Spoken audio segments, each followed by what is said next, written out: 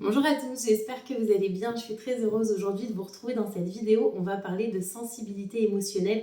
Encore une fois, l'idée c'est de récupérer notre pouvoir personnel, d'être capable d'être dans l'acceptation avec nous-mêmes, mais aussi avec ce que l'on ressent, avec notre monde intérieur qui est truffé d'émotions négatives, de croyances, de préjugés, de passé, de chaos de manière générale. Et nous, ce que l'on veut, c'est réussir à être heureux. Et on sait qu'on ne peut pas faire sans nos émotions.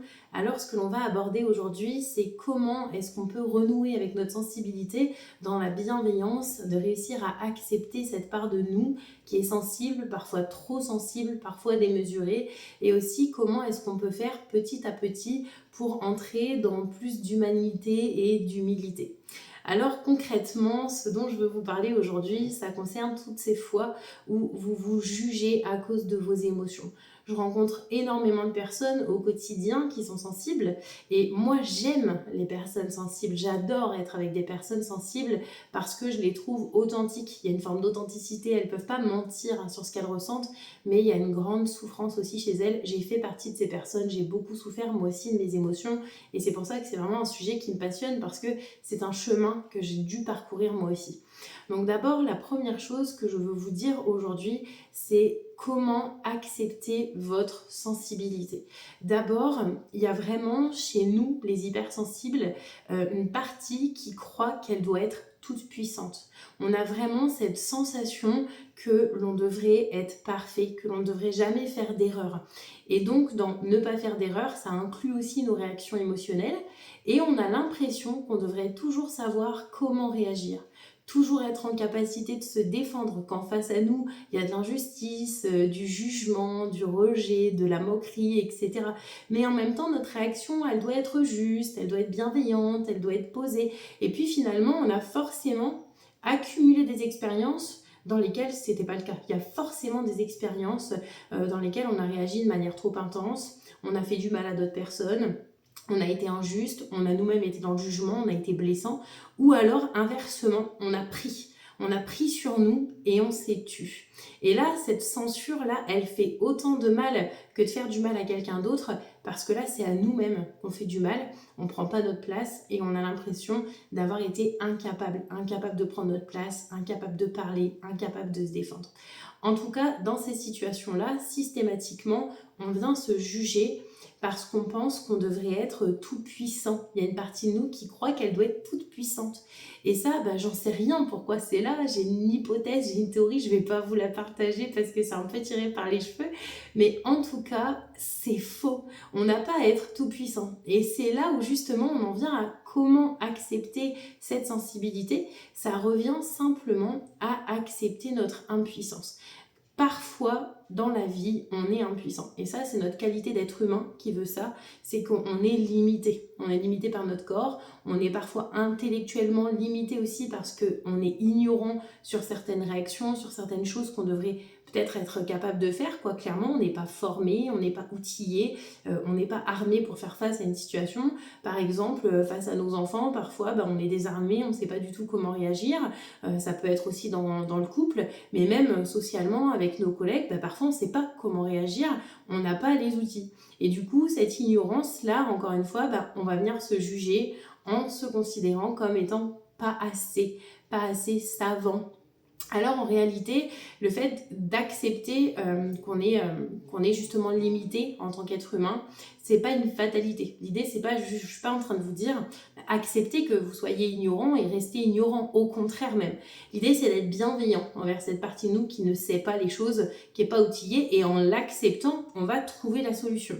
Donc forcément, on est en pleine possession de nos capacités à partir du moment où on est dans l'acceptation, parce qu'à ce moment-là, dans notre cerveau, on va avoir accès à nos parties créatives, etc. En revanche, quand on est trop dans l'émotion et que du coup on est dans le jugement vis-à-vis de nous, on n'a pas accès à ça. La seule chose qui est présente dans notre tête, c'est justement ce critique intérieur et ce dialogue intérieur qui va venir nous rabaisser. Et nous, ce que l'on veut, c'est vraiment réussir à dépasser ça pour pouvoir entrer dans une autre manière de faire et prendre davantage notre place et du coup être capable finalement de nous affirmer dans certaines situations. Donc j'ai pris cet exemple de la vie sociale parce que je trouve qu'il y a énormément d'émotions qui concernent les autres êtres humains, qui concernent justement nos relations, donc c'est vraiment très important, c'est un très bon exemple. Mais cependant, de manière générale, quand vous êtes triste et que ça ne concerne pas une personne, quand vous vous jugez, quand vous vous sentez en échec, quand vous avez peur aussi par exemple, tout simplement, ce sont des situations où plus vous allez entrer dans l'acceptation que vous êtes un être humain et que c'est pour cela que vous êtes en train de ressentir des émotions, ni plus ni moins en fait. Vos réactions émotionnelles, elles sont légitimes d'être parce que vous êtes un être humain. Et encore une fois, je ne vous dis pas, faites pas de développement personnel, n'essayez pas de guérir, n'essayez pas de vous libérer. Je vous demande juste d'abord, dans la première étape, d'accepter d'être comme ça parfois. D'accepter que vous vous soyez senti dépassé, que vos émotions elles aient pris toute la place, que vous vous soyez senti submergé, que vous ayez été en souffrance, parce que je ne connais aucun être humain à qui c'est jamais arrivé, quoi, clairement. Donc, l'idée là, c'est vraiment de redescendre d'un cran et de dire à cette partie qui croit qu'elle doit être toute puissante que elle se trompe en fait. Tout simplement, j'ai des parties de ma vie, des espaces dans ma vie où j'ai du pouvoir, mais j'ai aussi des espaces dans lesquels je n'ai pas de pouvoir, et d'accepter qu'on n'est pas omnipotent, qu'on n'est pas tout puissant, c'est déjà le premier pas pour commencer à renouer avec cette sensibilité et de réapprendre à réintégrer une bienveillance envers vos émotions. La deuxième chose, du coup, c'est qu'en acceptant cette vulnérabilité, ça vous permet aussi, et donc votre humanité, d'accord, de faire preuve d'humilité. Et l'humilité, encore une fois, c'est vraiment, pour moi, dans ma vision, de se dire, ouais, en fait, je suis un putain d'être humain. Je suis un putain d'être humain, en fait. Et en tant qu'être humain, je ressens des émotions, je fais des erreurs, je me trompe, parfois je suis ignorante. Voilà, je suis pas toute puissante, quoi. C'est ça l'humilité. C'est d'accepter que ça fasse partie intégrante de l'expérience de la vie et que j'ai le droit d'être sensible et que je suis fabriquée comme ça, ou en tout cas, pour l'instant, je fonctionne comme ça. Ça ne veut pas dire que j'ai pas envie d'aller ailleurs, que j'ai pas envie de me développer, d'apprendre à gérer mes émotions, d'être plus calme, de développer une communication non violente, de m'intéresser à des sujets dans lesquels je vais pouvoir progresser, prendre ma place, mieux m'exprimer, être plus respectueuse des autres, ne plus me laisser déborder. Au contraire, mais la première étape, encore une fois, c'est d'accepter et donc de faire preuve d'humilité. Et ça, pour moi, c'est hyper important parce que s'il y a bien une chose que l'on a tous en tant qu'être humain et qui, selon moi, nous met tous au même niveau, qui nous ramène au même stade, c'est cette qualité de ressentir des émotions. Et encore une fois, en tant qu'être humain, on ressent tous des émotions, et même si vous avez l'impression que vous, émotionnellement, vous êtes à la ramasse, en fait, c'est ok pour l'instant. C'est ok d'en être là, en fait. C'est ce qui fait de vous un être humain. Et c'est ce qui va vous faire vous sentir d'égal à égal avec n'importe quel être humain. Même avec quelqu'un qui gère mieux sa sensibilité émotionnelle que vous. Parce que cette personne, elle est forcément passée par là où vous êtes. Et elle est forcément passée par d'abord cette acceptation. Parce que par exemple, autrefois, quand j'acceptais pas du tout ma sensibilité, moi, je croyais qu'il fallait que je sois tout le temps forte, qu'il fallait que je sois tout le temps, que je tienne tout le temps debout en fait, et que je devais faire face à la vie et affronter la vie. Pendant longtemps, ma posture face à mes émotions, ça a été ok, c'est la vie, c'est comme ça, alors du coup tu continues, sois forte, apprends à vivre avec. Mais parce que jamais personne ne m'a renseigné sur le fait que je pouvais apprendre à vivre sans mes émotions. Et c'est ce qu'on appelle la sagesse. La sagesse, c'est l'expérience sans la souffrance. Donc quand vous vivez une expérience difficile et douloureuse qui engendre de la souffrance, à partir du moment où vous apprenez à vous libérer de cette souffrance, vous entrez dans la sagesse. C'est-à-dire que vous avez toujours la connaissance, vous avez cette expérience, elle vous fait grandir, mais elle ne peut plus vous impacter négativement à cause des émotions qu'elle a pu engendrer. Donc développer sa sagesse, son intelligence émotionnelle, ça passe forcément par l'acceptation de la sensibilité et du coup d'être capable d'admettre que parfois on a besoin d'aide en fait, d'être capable d'admettre qu'on a peur, que l'on souffre et de se responsabiliser par rapport à ça. De comprendre qu'en fait, quand on est déclenché émotionnellement, ça fait écho avec nos fonctionnements, avec nos croyances, il y a une histoire qu'on se raconte derrière. Et cette histoire, on l'a construite au fil de notre vie et qu'encore une fois, ça a du sens à nos yeux. Ça ne veut pas dire que notre réaction est légitime, ça veut dire que notre émotion est légitime.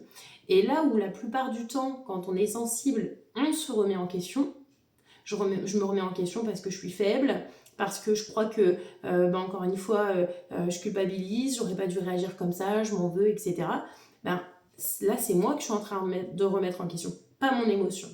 Alors que si j'apprends à remettre en question ce que je ressens, est-ce que ce que je ressens là, c'est vrai? Est-ce que ça repose sur des faits ou est-ce que c'est de l'interprétation? Et c'est là où, encore une fois, je vais vous demander de vous poser une question intéressante par rapport à vos émotions et à votre sensibilité. À quel moment dans votre vie on vous a reproché d'être trop sensible? À quel moment vous vous êtes senti jugé, rabaissé, honteux de ressentir ce que vous ressentiez? Est-ce qu'on s'est moqué de vous parce que vous pleuriez? Est-ce qu'on vous a déjà dit ce genre de phrase? Bah vas-y, chiale, tu pisseras moins au lit. Ouais, je sais, c'est violent, mais je l'ai entendu. Et à quel moment vous n'avez pas été reconnu dans votre sensibilité? Encore une fois, pour moi, ça fait intégralement partie de l'expérience humaine. Donc si je ne suis pas reconnue dans ma sensibilité et mes émotions, je ne me sens pas non plus reconnue en tant qu'être humain. J'ai longtemps pensé que j'étais pas adaptée à ce monde, que j'étais inadaptée, que j'étais une sorte d'anomalie, que c'était pas normal de ressentir mes émotions. J'avais l'impression de grandir dans un monde où il n'y avait que moi qui ressentais des émotions, parce que jamais personne ne me demandait comment je me sentais. Jamais j'ai entendu que j'avais le droit d'avoir peur. On m'a dit, une petite bête, ça va pas en manger une grosse. On m'a pas dit, t'as peur, bah c'est ok. Donc, à quel moment dans votre vie, je vous repose les deux questions, à quel moment dans votre vie on vous a reproché votre sensibilité, il y a eu un jugement sur votre sensibilité, et à quel moment vous auriez eu besoin d'être reconnu dans votre sensibilité, besoin d'aide, d'écoute et de soutien. Et là, vous allez voir que normalement, la liste, elle est quand même assez longue. Elle est vraiment longue. Et ça, forcément, c'est ça aussi qui contribue à vous faire vous juger pour votre sensibilité émotionnelle. C'est ça qui contribue à vous faire vous juger en tant qu'être humain, du coup. Et qui vous fait douter aussi de vous et qui peut aussi engendrer de la peur vis-à-vis de vos émotions. Et par rapport à la peur que les émotions peuvent gérer, donc on va retrouver la peur de perdre le contrôle, la peur de faire du mal aux autres, la peur de prendre notre place, la peur de montrer notre vulnérabilité. Et pire encore, si je vais mal, jusqu'où mes émotions peuvent m'emmener. Et si j'ai en plus, moi, des expériences dans mon passé où il y a des gens qui ont vraiment été en souffrance et où moi, ça m'a choquée, ça m'a ébranlée, ça m'a touchée, ça m'a bouleversée, alors je vais avoir peur moi aussi d'aller jusqu'à là.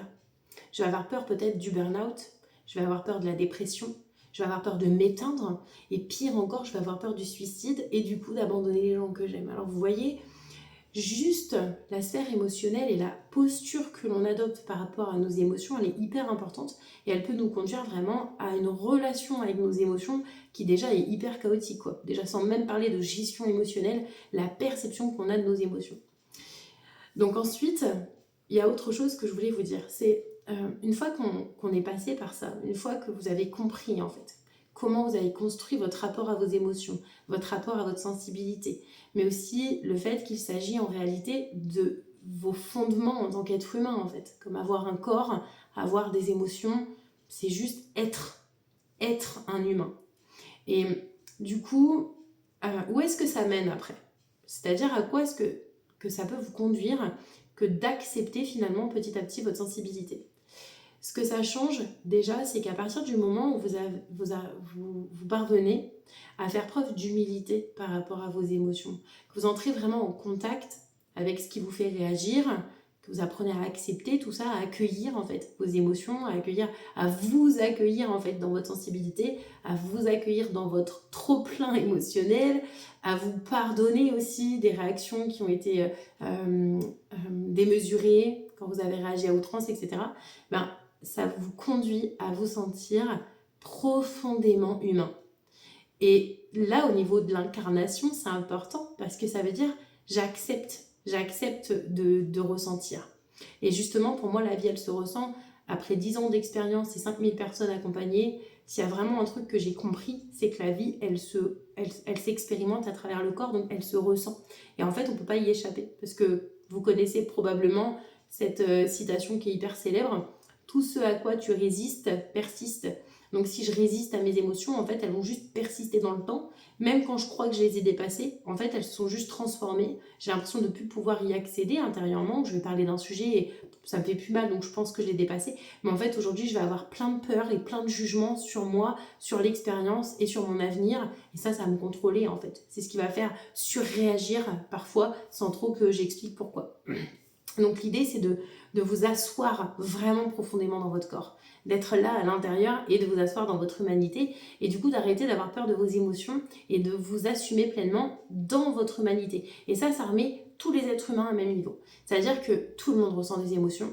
Donc effectivement, il y a des gens qui se coupent de leurs émotions. Souvent, on le ressent, ils sont très froids parce qu'il y a de la peur, ils ont besoin de se protéger des autres. Moi, pendant longtemps, et encore aujourd'hui, la froideur, c'est quelque chose qui me fait réagir. J'aime pas être avec quelqu'un qui est trop froid. Je me sens pas en sécurité émotionnelle, en sécurité affective. Même si ça me fait plus réagir comme avant, néanmoins, c'est pas quelque chose de confortable pour moi. Mais l'idée, c'est vraiment de comprendre que tout le monde ressent des émotions. Et en tant qu'être humain, je ressens moi aussi des émotions. Je suis pas plus faible ou plus forte qu'un autre. Je suis juste là sur ma route, sur mon chemin, en train d'évoluer, en train de progresser, en train de renouer avec moi-même. Là où peut-être les gens, ils ont déjà parcouru ce chemin, mais ils étaient là où je suis avant, quoi. Donc en fait, voilà, on est égaux tous, d'accord. Ensuite, à partir du moment où vous commencez à faire preuve d'humilité, vous vous sentez plus authentique, vous sentez plus vous-même et vous vous autorisez justement à parler de vos émotions au lieu de vouloir montrer tout le temps que vous êtes fort. Vous acceptez de partager votre vulnérabilité, mais plus comme je raconte et je parle, mais vraiment dans je le vis en fait. Dans le fait que je suis capable de dire à quelqu'un que là maintenant en fait j'ai mal et que je souffre et que je suis capable de pleurer. Et en fait la connexion avec les autres êtres humains devient plus profonde et plus intense. C'est valable aussi dans le couple. Pendant des années, j'ai voulu montrer à mon conjoint qu'il était avec une femme forte. Sauf que du coup, je n'ouvrais jamais mon monde intérieur.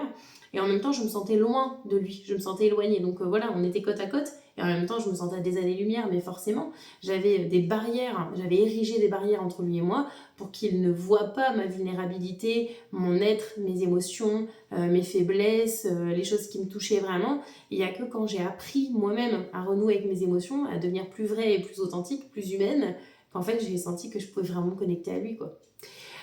Donc accueillir, pour moi, c'est vraiment hyper important d'accueillir cette partie de vous, d'apprendre à l'accepter, à l'aimer, à renouer avec elle et à l'accueillir, mais avec amour et tendresse, avec chaleur. On est nombreux à avoir adopté une stratégie, je pense que tout le monde fait ça. Je vais vous partager cette stratégie, c'est que quand il y a quelque chose chez vous que vous n'aimez pas, vous allez identifier un comportement qui est désagréable. Je crie sur mon enfant, j'ai tendance à culpabiliser tout le temps, je grignote, etc. En fait, vous allez rejeter intérieurement cette partie de vous. Clairement, vous allez vous envoyer le message « toi, je t'aime pas ». Clairement, je ne veux pas de toi parce que je ne veux pas être comme ça. Mais vous avez fait ça avec beaucoup de parts de vous et pourtant, elles sont toujours là. Et du coup, vous voyez bien que rejeter une partie de soi, ça fonctionne pas. C'est pas ça, c'est pas un message que notre cerveau va piger et qui va nous permettre en fait d'avancer et d'être plus performant là-dedans.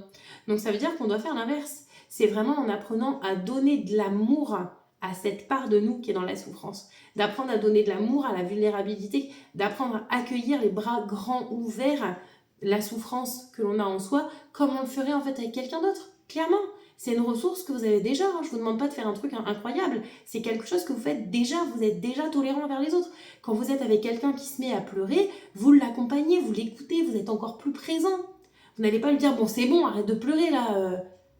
Vous êtes dans la douceur, dans l'accueil, dans l'amour, dans la bienveillance.